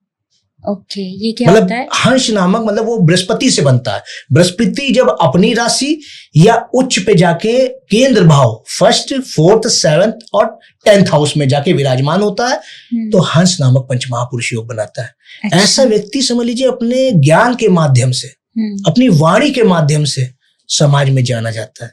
कंगना रनौत स्टेटमेंट के माध्यम से ज्यादा जानी जाती है। बिल्कुल भाई, ब्यूटी क्वीन है तो है ही। बुध उनकी मतलब समझ लीजिए मिथुन लग्न है तो सौंदर्य तो उनको मिला हुआ है, लेकिन उसके साथ साथ उन्होंने अपनी वाणी से बहुत कुछ अर्जित किया है। और साथ ही साथ उनके शत्रु उनके आगे टिकते नहीं है। उनके 6th हाउस में जाके सैटर्न बैठ गए। तो ये भी बहुत बड़ा समझ लीजिए एक कह सकती है कि रीजन है। और 6th हाउस के जो लॉर्ड है वो उनके मंगल है। और देखा होगा आपने, जब भी कोई शत्रु उनके ऊपर कोई ऐसी टीका टिप्पणी करते हैं और ज्यादा राइज करती हैं। ये है कुंडली की महत्वता उनके जी। तो उनकी शादी का योग कब का है? देखिए रिलेशन तो टिकने से रहे तो मुझे तो लगता है कि उनको तो है जीवन ऐसे ही गुजारना पड़ेगा। अच्छा जी, ये कंगना जी को भी जान लेना चाहिए। मुझे लगता है उन्होंने मन भी बना लिया है। ऐसा कुछ मुझे लगता है कि मन भी बना के बैठी है कि वो जानती हैं कि रिलेशनशिप में स्थिरता मेरे नहीं रहने वाली। क्योंकि सबसे अच्छी बात यह है उनकी कुंडली की जो 10th भाव में राहु, सूर्य और गुरु है तो वो बेबाक है जी। मतलब वो चीजों से समझौता करने में अक्षम है। जैसे एक व्यक्ति होते हैं, जब कोई रिलेशन को आगे बढ़ाना होता है तो समझौता करना जरूरी होता है जी, बिल्कुल। तो वो मतलब समझ लीजिए समझौता करना उनको नहीं आता है। स्थितियों से, परिस्थितियों से, संबंधों से वो समझ लीजिए समझौता नहीं कर सकती हैं। तो इस कारण से जहां तक उनसे पूछेगा अगर कोई व्यक्ति तो निश्चित तौर पे उन्होंने ये मन बना के रखा होगा कि मुझे सिंगल लाइफ जीनी है। चलिए, लेकिन हम तो चाहेंगे कि वो शादी करें जी। हमारी शुभकामना है। और वो अपने 7th हाउस का उपाय करें किसी अच्छे एस्ट्रोलॉजर से मिलके जी। तो वो इस क्षेत्र में भी आगे बढ़ सकती हैं। बिल्कुल, शायद यहाँ पर भी उनको सक्सेस मिले। बिल्कुल। क्या आपने कभी धीरेन्द्र शास्त्री जी की कुंडली देखी है? देखिए धीरेन्द्र शास्त्री जी की कुंडली तो मैंने नहीं देखी है, लेकिन ये निश्चित है कि धीरेन्द्र शास्त्री जी के जो संचित कर्म है उसके साथ साथ क्रियामान बड़े स्ट्रांग है। और धीरेन्द्र शास्त्री के बारे में मैं सिर्फ एक बात कहना चाहता हूँ कि जब सिद्धि धर्म के चरणों में जाके बैठ जाती है तो वो प्रसिद्धि का रूप ले लेती है, क्योंकि उनके पास सिद्धि है बिल्कुल, ये निश्चित तौर पे उनके ऊपर कृपा है उनके गुरुदेवों की। लेकिन उन्होंने अपना जीवन धर्म के चरणों में लगा दिया। आप देखती होंगी हमारे जितने भी भगवान शंकराचार्य हैं, जितने भी मतलब समझ लीजिए प्रसिद्ध आचार्य हैं, हमारे धर्माचार्य हैं, उनको आप उनके समक्ष बैठते नहीं देखेंगे, वो उनके चरणों में जाके बैठते हैं।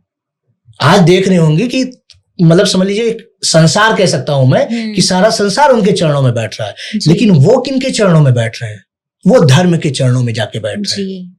तो यहां से मैं कहना चाहता हूं कि जब सिद्धि धर्म के चरणों में जाके बैठती है तो वो प्रसिद्धि का रूप ले लेती है। अभी जैसे काफी अच्छा काम कर रहे हैं वो, कैंसर हॉस्पिटल बनाया, तो यही है, ये भी धर्म कार्य है। हमारे यहाँ मतलब जैसे कहा गया है कि धर्म ये नहीं है कि हम हिंदू हैं, कोई मुस्लिम है, कोई सिख है। धर्म में अपने सभी पॉडकास्ट में ज्यादातर ये बात बता देता हूं कि धर्म की व्याख्या क्या है।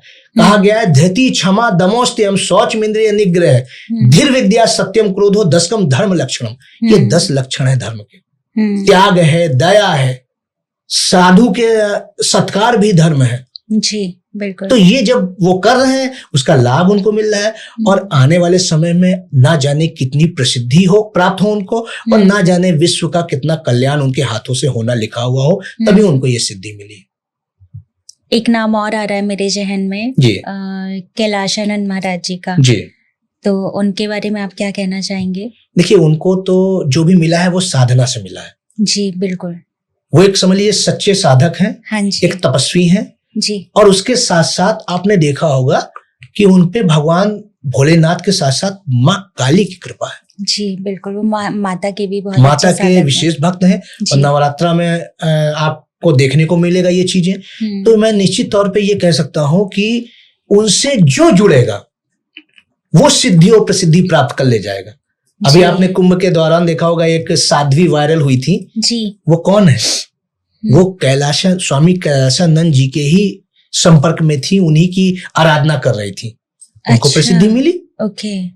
अब जैसे आपने देखा कि हर्षा रिचारिया नाम की एक युवती थी जी, तो वो भी देखिए कितना प्रसिद्ध हो गई। हाँ। वो सिद्धि के अधीन रही, वो मतलब समझ लीजिए उस संत के अधीन रही, उस संत की सेवा में रही जो साधना से उन्होंने शक्ति प्राप्त की है। बिल्कुल, बहुत बड़े साधक हैं, और वास्तव में हमारे भारतवर्ष का सौभाग्य है कि ऐसे समझ लीजिए संत हमारे पास हैं। बिल्कुल। एस्ट्रोलॉजी में इंटरेस्ट कैसे आया आपको?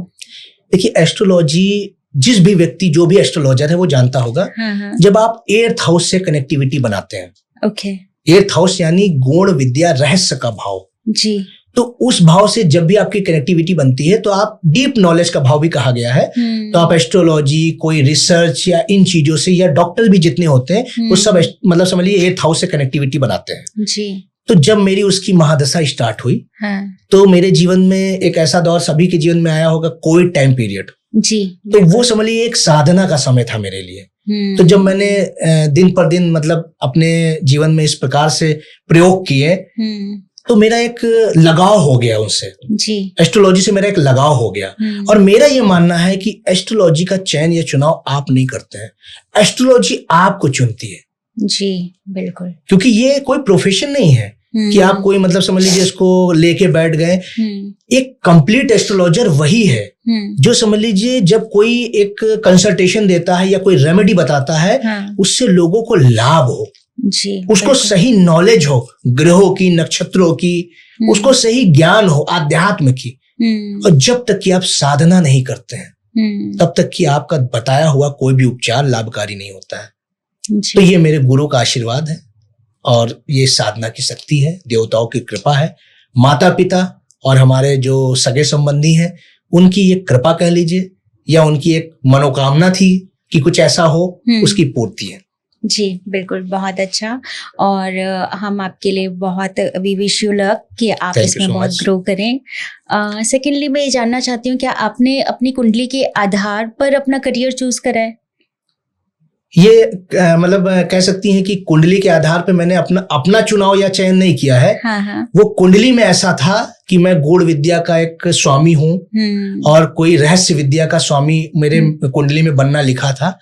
तो इस तरफ स्वतः में मेरी कुंडली मुझे लेके गई। ओके। ये यात्रा मेरी द्वारा तय की हुई नहीं है। मतलब इस यात्रा में मैं स्वतः समझ लीजिए प्रवेश नहीं किया हूँ, लाया गया हूँ। ऐसी अवस्था बनी कि मेरा मन समझ लीजिए इस विद्या से अटैच हुआ और फिर मैंने रिसर्च की, एस्ट्रोलॉजी में ही मैंने रिसर्च की नक्षत्रास पे। और उस रिसर्च पे जब कहते नहीं है कि मैं एक धरातल पे पहुंचा, धरातल से मैंने समझ लीजिए चीजें प्राप्त की, धीरे धीरे समझा ग्रहों की क्या गणनाएं होती हैं, नक्षत्रों का क्या फल होता है। फिर उसके बाद मुझे ये महसूस हुआ कि हाँ, हम एस्ट्रोलॉजी सीख चुके हैं, अब हम बता सकते हैं लोगों को। आज मैं एस्ट्रोलॉजी पढ़ाने का कार्य कर रहा हूँ। जी। मेरा अगला सवाल आपसे यही था जी कि अगर कोई एस्ट्रोलॉजी सीखना चाहता है तो वो कैसे सीखे? देखिए, अगर कोई भी व्यक्ति एस्ट्रोलॉजी सीखना चाहता है तो सबसे पहले वो 60 लोगों से दोस्ती कर ले। अच्छा, 60% से वो फ्रेंडशिप कर ले, वो कंप्लीट एस्ट्रोलॉजर बन जाएगा। अच्छा, वो 60 लोग कौन है? देखिए, सबसे पहले तो वो 9 ग्रह, सबसे महत्वपूर्ण यही है कि एस्ट्रोलॉजी में 9 ग्रह, उसके बाद 12 राशि हो गई, 12 भाव हो गए और 27 नक्षत्रास। अच्छा, सबका जब योग करेंगे आप तो 60 रिजल्ट आपको आएगा। उसके बाद व्यक्ति कंप्लीट एस्ट्रोलॉजर बन जाता है, क्योंकि इन्हीं ग्रहों से, इन्हीं राशियों से, इन्हीं भावों से, इन्हीं नक्षत्रों से योग और दोष जीवन में आते हैं, इन्हीं से महादशाएं आती हैं, इन्हीं से समस्त सृष्टि चलायमान है। आप और हम जो जीवन जी रहे हैं, जो भाषा शैली प्रयोग में ला रहे हैं, जो कार्य कर रहे हैं, वो सभी ग्रह के अधीन है। परमात्मा भी जब इस सृष्टि में जन्म लेते हैं तो वो ग्रहों के आधार पे ही चलते हैं। मैं उदाहरण के तौर पे भगवान श्री राम की कुंडली का एक पॉइंट आपको बताना चाहता हूँ। भगवान श्री राम की कुंडली के 7वें भाव का स्वामी चतुर्थ भाव में था, प्लस उनका जो नक्षत्र था वो पुनर्वसु नक्षत्र था। पुनर्वसु नक्षत्र वाले जब भी कोई वचन देते हैं तो उनको बड़ी कठिन तपस्या करनी पड़ती है। जैसे भीष्म पितामह, उन्होंने वचन दिया, संपूर्ण जीवन कठिन तपस्या उन्होंने की। पुनर्वसु नक्षत्र वाले किसी अपूर्ण व्यक्ति के द्वारा छले जाते हैं या उसके द्वारा उनका जीवन खराब होता है। जैसे भीष्म पितामह को देखिए, शिखंडनी ने उनका वध किया, नहीं तो उनको स्वयं में वरदान प्राप्त था इच्छा मृत्यु का।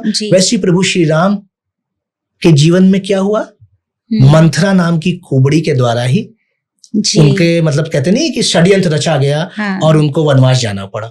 बिल्कुल। और उन्होंने वचन किसको दिया था, अपने पिता को, उसका पालन करना पड़ा। बिल्कुल। ऐसे व्यक्ति पिता से प्रेम भी बहुत करते हैं। जैसे भीष्म पितामह, देखिए पिता की ही आज्ञा की उन्होंने किया, भगवान श्री राम ने पिता की आज्ञा की पालन किया। ये है ग्रहों की लीला। भगवान भी उनका जब इस सृष्टि में आते हैं तो कहते हैं कि नहीं, आपकी जो बनाई हुई नियम है, अधीन नहीं है, बनाए हुए नियम में चलते हैं। जैसे आज हमारे ऑफिस में आके बैठे हैं तो जो आप एक हमारा जो अच्छा भावना होगा, मतलब जो एक सही नागरिकता होगी जी, वो यही होगा। बिल्कुल, कि हम आपकी यूनिटी में, आपकी मतलब चीजों में बात को माने। बिल्कुल, तो ये चीजें हैं। एक मैं रुद्राक्ष के बारे में जानना चाहती हूँ। आजकल सब लोग रुद्राक्ष बहुत धारण करते हैं, आपने भी बहुत खूबसूरत रुद्राक्ष पहना हुआ है। तो रुद्राक्ष को धारण करने के नियम क्या हैं? देखिए, वास्तविकता में रुद्राक्ष है क्या, पहले हमको ये समझना पड़ेगा। ये भगवान शिव की परमानंद अवस्था में निकले हुए आंसू हैं। हाँ। जब भगवान शिव मतलब शिव ने अपनी तपस्या के पश्चात जब सृष्टि की एक ऐसी अवस्था देखी, क्योंकि सृष्टि तो महामाया की है जी। भगवान जो शिव है, विष्णु है, ब्रह्मा है, ये मतलब समझिए उनको ये दायित्व सौंपा गया है जी। अब वो सर्वाधिक समय के लिए तपस्या करने वाले देव है, महादेव है जी। तो उन्होंने जब एक सृष्टि की सौंदर्य देखा, महामाया का सौंदर्य देखा, तो उनके जो परमानंद अवस्था के जो आंसू निकले, वही ये रुद्राक्ष है। ओके। मतलब आप कह सकते हैं कि सर्वाधिक शुद्ध भी है हाँ। और सर्वाधिक मतलब समझ लीजिए श्रृंगार के एक बड़ा रत्न भी है ये जी। मेरा मानना यही है कि इनसे बड़ा कोई रत्न नहीं है जी। इसके नियम यही है कि अशुद्ध अवस्था में इसको मतलब ना पहना जाए हाँ। आप सोते समय इसको ना पहने आप जो भी लोग इसको धारण करते हैं वो मतलब रात्रि के समय इसको निकाल के मंदिर में रख दें और किसी प्रकार की ऐसी अवस्था जैसे शमशान है, कुछ लोग जाते हैं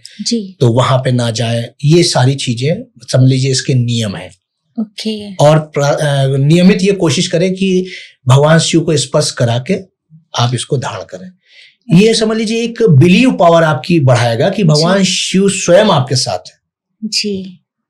और शिव का साथ होने का मतलब यही है कि शिव किसी में समझ लीजिए बुराई नहीं देखते हैं। शिव जो है सबको अमृत बांट देते हैं। हाँ। और स्वयं हलाहल विष का पान कर लेते हैं। बिल्कुल। जब आप शिव से कनेक्ट होंगी, जब आप शिव की पूजा करेंगी तो आप में भी वही नेचर आ जाएगा।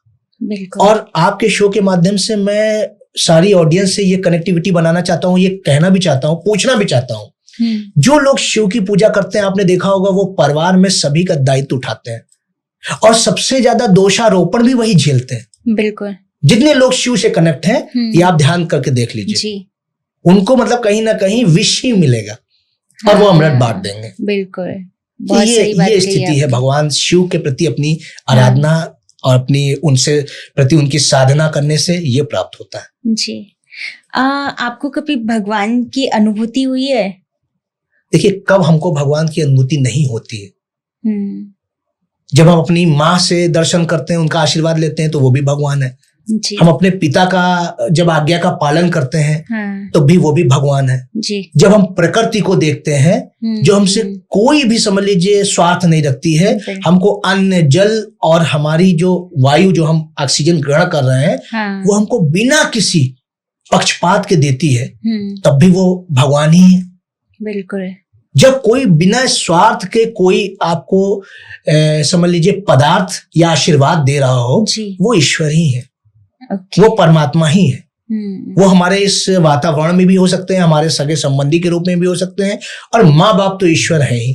तो जब भी आपको भगवान के दर्शन करने हो तो आप उनके दर्शन कर लीजिए। बिल्कुल। प्रतिदिन हम सूर्य भगवान के भी दर्शन करते हैं और पिता का स्वरूप है जी। बिल्कुल भाई, आप कहते नहीं है कि हमारी एस्ट्रोलॉजी में ये बात कही गई है कि चंद्रमा को माता का रूप, हाँ जी। और सूर्य को पिता का रूप बताया गया है। किसी भी व्यक्ति का अगर सूर्य और चंद्रमा कुंडली में खराब है तो वो कोई रेमेडी ना करे, वो सिर्फ अपने माता पिता के चरण मतलब समझ लीजिए स्पर्श नियमित करे। वो ऐसा कोई व्यक्ति आप दिखा नहीं सकती हैं जो अपने माता पिता के चरण प्रतिदिन स्पर्श करता हो, उनका आदर सम्मान करता हो और उसकी इच्छाओं की पूर्ति ना हो। सिर्फ मात्र एक ये प्रयोग से कोई भी व्यक्ति ये करके देख ले। बिल्कुल। बहुत अच्छा लग रहा है आपसे बात करके। Thank you so much. आपकी जो एस्ट्रोलॉजी की जर्नी है उसमें कोई ऐसा केस जो आपको लगा हो थोड़ा डिफिकल्ट था लेकिन सॉल्व हो गया, तो उसके बारे में आप कुछ बताइए। देखिए, बहुत से ऐसे केसेस आते रहते हैं जो बहुत डिफरेंट होते हैं और मतलब ये महसूस होता है कि इनको हम कौन सी रेमेडी बताएं, क्योंकि आजकल लोग थोड़ा सा पूजा पाठ को मतलब कहते नहीं कि वो एक लिमिटेशन आ गया है। हाँ, करेक्ट। लेकिन एक बार ये आया कि हमारी जो सनातन संस्कृति है उससे विपरीत एक मुस्लिम समझ लीजिए हमारे भक्त कह लीजिए या हमारे मतलब क्लाइंट हैं जी, तो वो बहुत ज्यादा परेशान चल रहे थे। हाँ। उनके बच्चे को भी प्रॉब्लम थी और साथ साथ उनको मतलब अपनी हेल्थ इश्यू भी चल रहे थे, फैमिली में भी प्रॉब्लम चल रही थी। तो उसके बाद हुआ ये कि जब मैंने उनको अपनी एस्ट्रोलॉजी के माध्यम से जो उपाय बताए, हाँ। तो वो समझ लीजिए वो उससे कनेक्ट नहीं कर पाए जी। उनका ये था कि मैं तो मतलब मुस्लिम संस्कृति से बिलोंग करता हूँ, मैं कैसे पूजा कर लूंगा, कैसे ग्रहों को मतलब जाप कर लूंगा, मंत्र पढ़ लूंगा।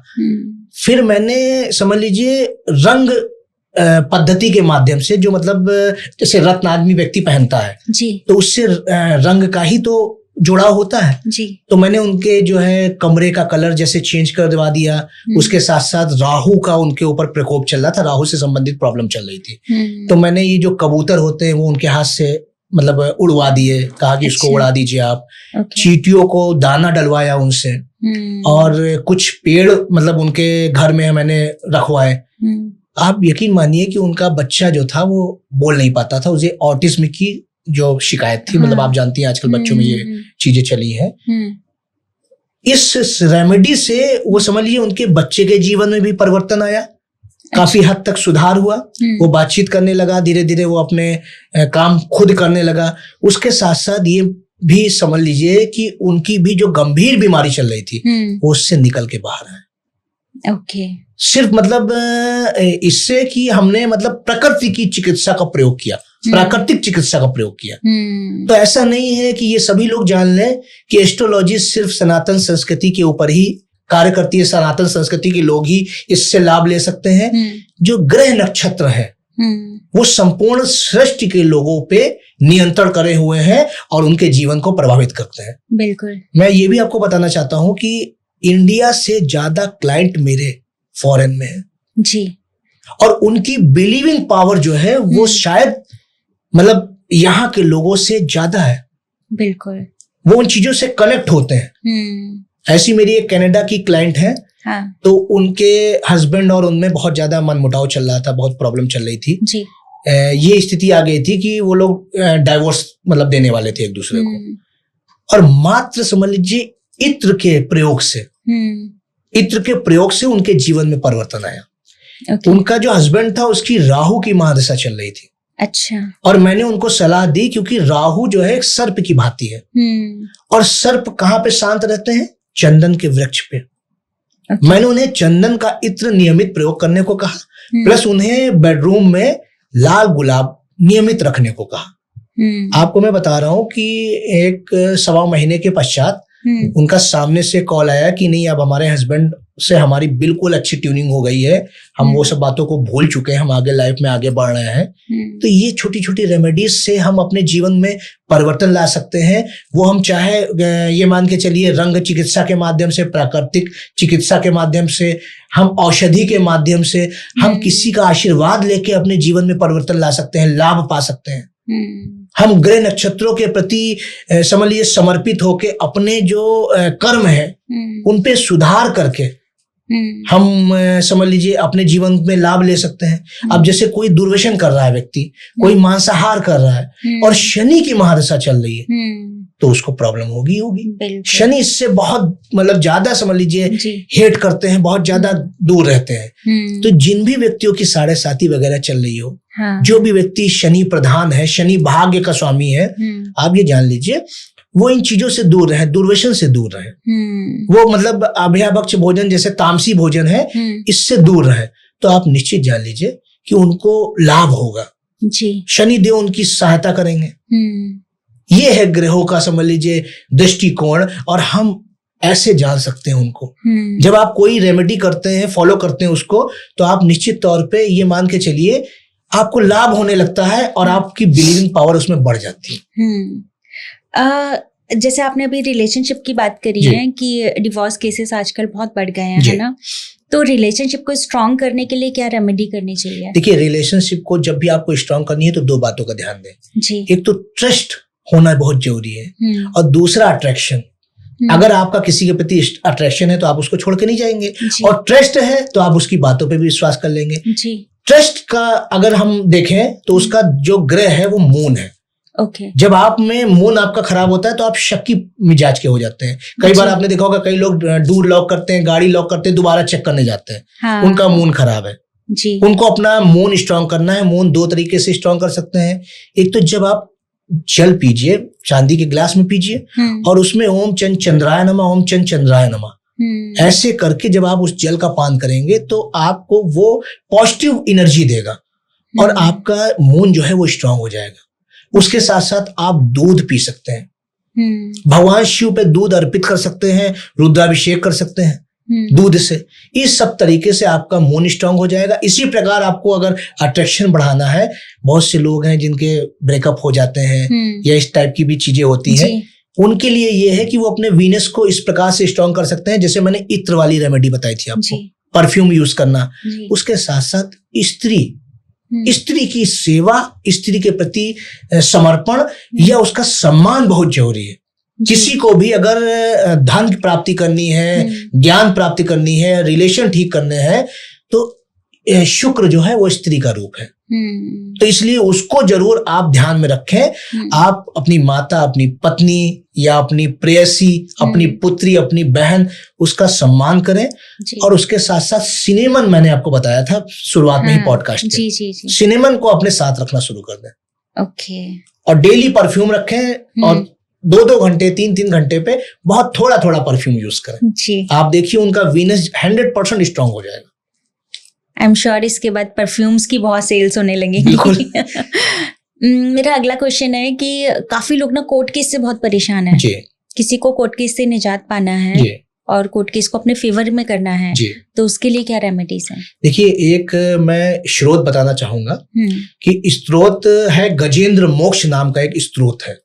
ओके। जब भी कोई व्यक्ति, मतलब ये समझ लीजिए बहुत सारे मेरे क्लाइंट ने अपनाई है और उनको लाभ मिला है जी। या तो वो नियमित तौर पे मंगलवार को बजरंगबली को जाके लाल पुष्प अर्पित करें।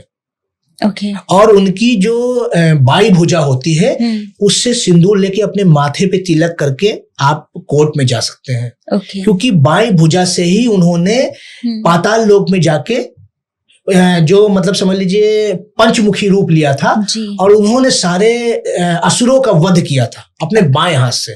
तो ये असुर ही तो हैं जो आपकी एकदम से जो समस्याएं आती हैं, तो इसीलिए कहा भी गया है संकट मोचन है वो जी। तो एक तो ये रेमेडी है। दूसरा, गजेंद्र मोक्ष का पाठ नियमित करें 41 डेज। आप जाएंगे जब भी जिस तारीख को जाएंगे, अभी हाल ही में मेरे एक क्लाइंट सूरत में रहते हैं, उनके ऊपर उनकी वाइफ के द्वारा 3 कोर्ट केस किए गए थे। अच्छा। और उनको मैंने गजेंद्र मोक्ष का पाठ करने को बोला था। आप ये मान के चलिए कि एक कोर्ट केस उनका जो है सॉल्व हो गया, उसमें वो बरी हो गए। ओके। तो ये चीजें होती हैं। अब ऐसा नहीं है कि वो लोग भी जो अपराध कर रहे हैं और वो ये चाहे कि मैं गजेंद्र मोक्ष का पाठ करूं, बजरंगबली का जो है पूजा करूं और अपराध करने के बाद उनको लाभ हो जाए। जो निर्दोष हैं, जो समय के कारण या चीजों के कारण सता दिए गए हैं, वो ये करें, लाभ निश्चित तौर पे होगा जी। ऐसे ही इनफर्टिलिटी की प्रॉब्लम बहुत बढ़ रही है ना, तो संतान उत्पत्ति के लिए कोई रेमेडी आप बताएं। देखिए, संतान उत्पत्ति में जैसे मैंने कहा शुक्र जी, शुक्र ही मतलब समझ लीजिए जनन मतलब करने में सक्षम है जी। वो चाहे स्त्री की कुंडली में हो चाहे पुरुष की कुंडली में। लेकिन उसके साथ साथ हम बृहस्पति को भी जब लेके चलते हैं, शुक्र और बृहस्पति का जो मिलन होता है वो समझ लीजिए ये बाधा हमारे जीवन में दूर करता है। सबसे बड़ा शुक्र का जो केंद्र बिंदु है वो या तो माता लक्ष्मी या भगवान श्री कृष्ण। आप भगवान श्री कृष्ण की बाल अवस्था की फोटो अपने बेडरूम में जाके लगा लीजिए, जहां पे आपका शयन कक्ष है, और नियमित तौर पे आप उनको अपने बालक के रूप में देखिए कि वो हमारे घर में जन्म लेने आ रहे हैं, उनका आशीर्वाद हमको मिल रहा है। और प्रातः काल जैसी आपकी आंखें खुले, आपको ये मंत्र पढ़ना है, ओम श्री कृष्णाय शरणम मम या कृष्णाय हरे परमात्मने प्रणत क्लेश नाशाय गोविंदाय नमो नमः। ओके। ओम श्री कृष्णाय शरणम मम या कृष्णाय हरे परमात्मने प्रणत क्लेश नाशाय गोविंदाय नमो नमः।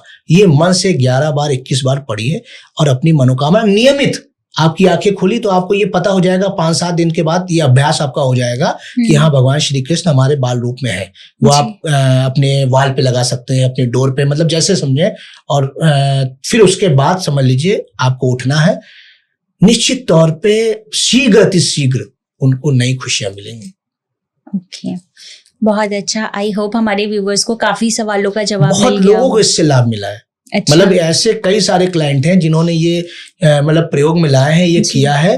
क्योंकि देखिए, सारा ब्रह्मांड, सारे तत्व हमारे शरीर में है। हाँ जी। ये पिंडे तत् ब्रह्मांडे कहा भी गया है कि इसी पिंड में संपूर्ण ब्रह्मांड है जी। तो जो मतलब समझ लीजिए ये जो प्रॉब्लम है ये हमारे शरीर के ही तो केमिकल का एक भाग है। बिल्कुल। वो चीजें जब हमारे शरीर में रिलीज होंगी, ऐसे भाव उत्पन्न होंगे, और जब कृपा बनेगी तो आप जानती हैं कृपा से क्या नहीं होता है। बिल्कुल भाई, ईश्वर की जब आप शक्ति का आभास करेंगे तो एक ना दिखाई पड़ने वाला जीव एक दूसरे समझ लीजिए जीव से, एक शुक्राणु अंडाणु से मिलके एक जीवन का रूप ले लेता है। ये परमात्मा की ही तो बनाई हुई सृष्टि है, उसी की तो रचना का ये भाग है।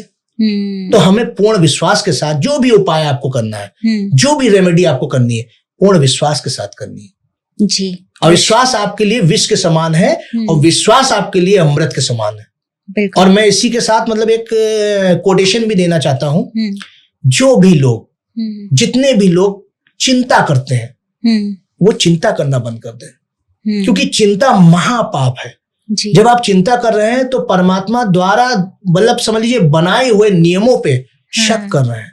परमात्मा ने आपके लिए सब कुछ पहले से बना के रखा है। आप पुण्य कीजिए, आप कर्म कीजिए, क्योंकि ये सृष्टि कर्म कर रही है जी। सुबह हो रही है, दोपहर हो रही है, शाम हो रही है, आपका शरीर कर्म कर रहा है। एक श्वास छोड़ते हैं, दूसरी श्वास आप लेते हैं। ये चीजें जब चल रही हैं, हवा का प्रवाह निरंतर चल रहा है। तो इसलिए आप 2 नियम अपने जीवन में बनाइए, एक चिंता का त्याग कीजिए और कर्म को धारण कीजिए। उसके बाद देखिए कोई भी लक्ष्य आपसे दूर नहीं। बिल्कुल, बहुत बढ़िया बात बोली आपने।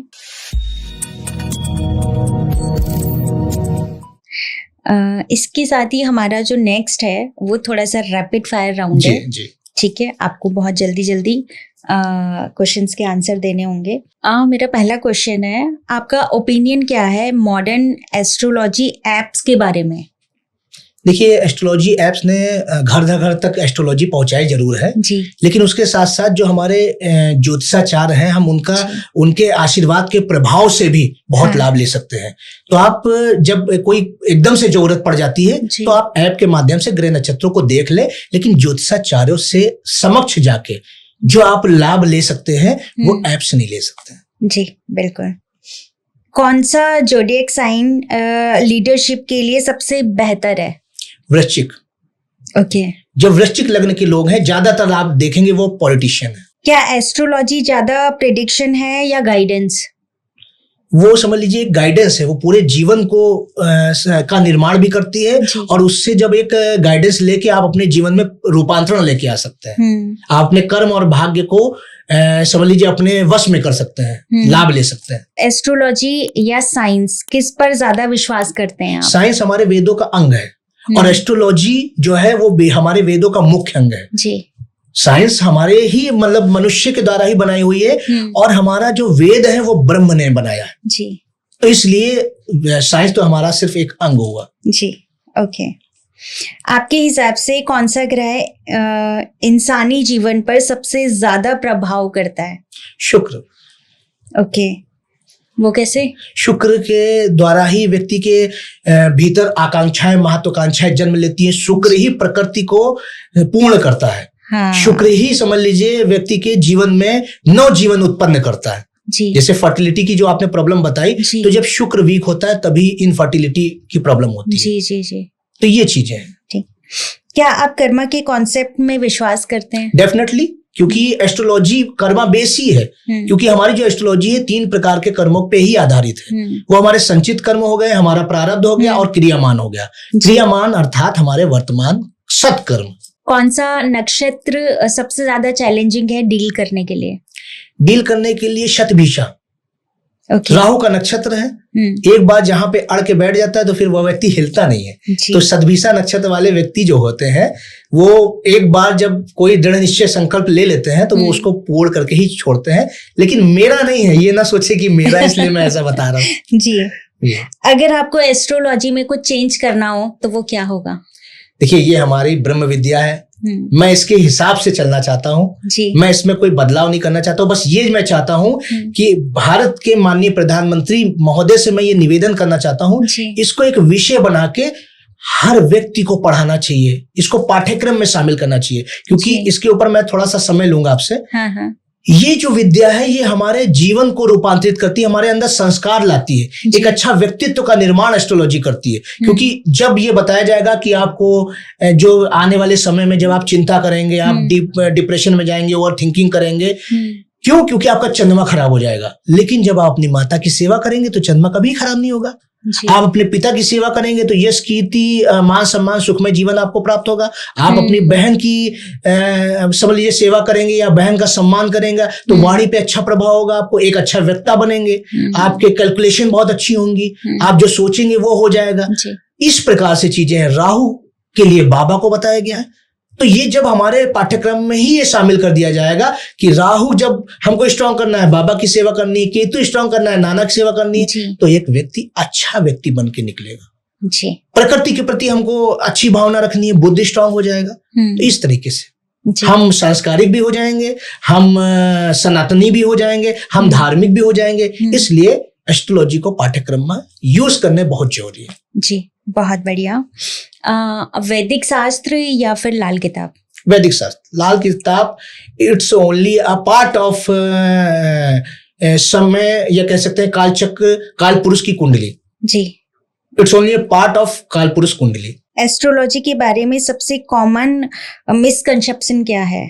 7.5 मांगलिक दोष एंड ग्रहण और काल सर्प दोष, ये चारों पॉइंट के आधार पे एस्ट्रोलॉजिस्ट को लोगों के मतलब समझ लीजिए एस्ट्रोलॉजी के बारे में हीन भावना लोगों में आ गई है। लोग इससे दूर होना चाहते हैं और इसके द्वारा इस मतलब समझ लीजिए बहुत ज्यादा लोगों को पीड़ित और परेशान किया जा रहा है, उनसे धन लूटा जा रहा है। जबकि ऐसा नहीं है। काल सर्प दोष योग है, मांगलिक दोष साहस और उत्साह को परिलक्षित करता है, इसलिए ये चीजें नहीं होनी चाहिए। एस्ट्रोलॉजी और मैरिज कंपैटिबिलिटी के बारे में आपका क्या नजरिया है? देखिए, अगर आपने एस्ट्रोलॉजी को समझा, ज्योतिष को जाना, तो आपकी कंपैटिबिलिटी तो स्ट्रांग हो जाएगी। Okay. क्योंकि आप वहां से जान जाएंगे कि आपको वीनस कैसे स्ट्रांग करना है। आप जब अपने हस्बैंड, अपने पार्टनर का ध्यान रखेंगे, उनका आदर सम्मान करेंगे, तो मतलब निश्चित तौर पे आप में कभी भी कोई प्रॉब्लम नहीं आएगी। और एस्ट्रोलॉजी हमारी यही सिखाती है, सम्मान करना। स्त्री को पुरुष का, पुरुष को स्त्री का सम्मान करना चाहिए। जब आप एक व्यक्ति का सम्मान करेंगे तो वो क्यों आपके विरोध में जाएगा, वो आपके अंदर अच्छी भावना जगाएगा और अच्छे रिश्ते बन के निकलेंगे। एस्ट्रोलॉजी के बारे में एक ऐसा मिथ जो आप तोड़ना चाहेंगे? काल सर्प दोष। ओके। काल सर्प दोष एंड साढ़े साती प्रॉब्लम देती है जी। ये मुझे मतलब नहीं लगता है कि ये चीजें होती हैं जी। और प्लस ये भी है कि बहुत से लोग एस्ट्रोलॉजी को सिर्फ कहते नहीं है कि मतलब एकदम से जरूरत लगी तभी लोग पूछते हैं जी। मतलब ये हमको अपनी कुंडली हमेशा दिखानी चाहिए। एक हर व्यक्ति को जीवन में एक बार कुंडली दिखानी चाहिए। वो अपने अच्छे गुड टाइम बैड टाइम की नॉलेज लेता है, अपनी वीकनेस, अपनी पॉजिटिविटी की, स्ट्रॉन्ग पॉइंट की नॉलेज ले लेगा। इस वजह से, इस प्रकार से वो अपने जीवन को सरल, सहज और अपने भाग्य में परिवर्तन ला सकता है। अब जैसे मानिए पता चला कि कोई ऐसी महादशा आपकी आने वाली है जो जीवन संघर्षपूर्ण जाएगा, तो उस समय आप नई नई नॉलेज लीजिए, नए नए रिलेशन बनाइए, आप अच्छे मतलब समझ लीजिए कर्मास में इन्वॉल्व होइए और फिर जब आपकी महादशा अच्छी आई है तो उन्हीं का यूटिलाइजेशन कीजिए जी। ठीक उसी प्रकार जैसे आपने को पता है कि मुझे गुस्सा बहुत आता है जी। तो आपने क्या है, मौन रहना स्टार्ट कर दिया, नहीं गुस्सा कर रहे हैं आप जब अपनी वीकनेस जान जाते हैं तो वही आपकी पॉजिटिविटी है। हर व्यक्ति को अपने अवगुणों के बारे में जरूर पता होना चाहिए। शक्ति के बारे में भले ना पता हो, अवगुणों के बारे में पता होगा तो शक्ति अपने आप निखर के आ जाएगी जी। आपसे बातचीत में बहुत कुछ जानने को मिला है और बहुत अच्छा लग रहा है आपसे बातचीत करके, लेकिन टाइम की थोड़ी सी कमी है हमारे पास। आई होप हम एक पॉडकास्ट और करेंगे और बहुत सारे क्वेश्चंस अभी मेरे माइंड में अभी भी चल रहे हैं तो उनके बारे में जानेंगे। आपका बहुत बहुत धन्यवाद हमारे पॉडकास्ट में आने के लिए। बहुत सारी शुभकामनाएं आपको, और आपको भी मैं ये कहना चाहता हूँ कि 9 ग्रहों की सेवा कीजिए या उनको मतलब समझ कहते नहीं अपने जीवन में धारण कीजिए जी। उज्जवल भविष्य की आपके मैं कामना करता हूँ। सोच मैटर्स एंड पूनम जी का बहुत बहुत धन्यवाद, सारी टीम का बहुत बहुत धन्यवाद। सभी लोग जितने भी व्यूअर्स हैं वो समझ लीजिए जो भी धर्म से बिलोंग करते हैं, जिनको ये लगता है कि ये हमारी जो महाविद्या पराविद्या है इस पर आपने आज एक शो किया है, तो सभी से मेरा निवेदन है सभी लोग चैनल को सब्सक्राइब करें, हमारे वीडियो को शेयर करें और पूनम जी का धन्यवाद दें, सोच मैटर्स एंड उसकी टीम का धन्यवाद दें। Thank you so much. Her her Mahadev. Her her Mahadev.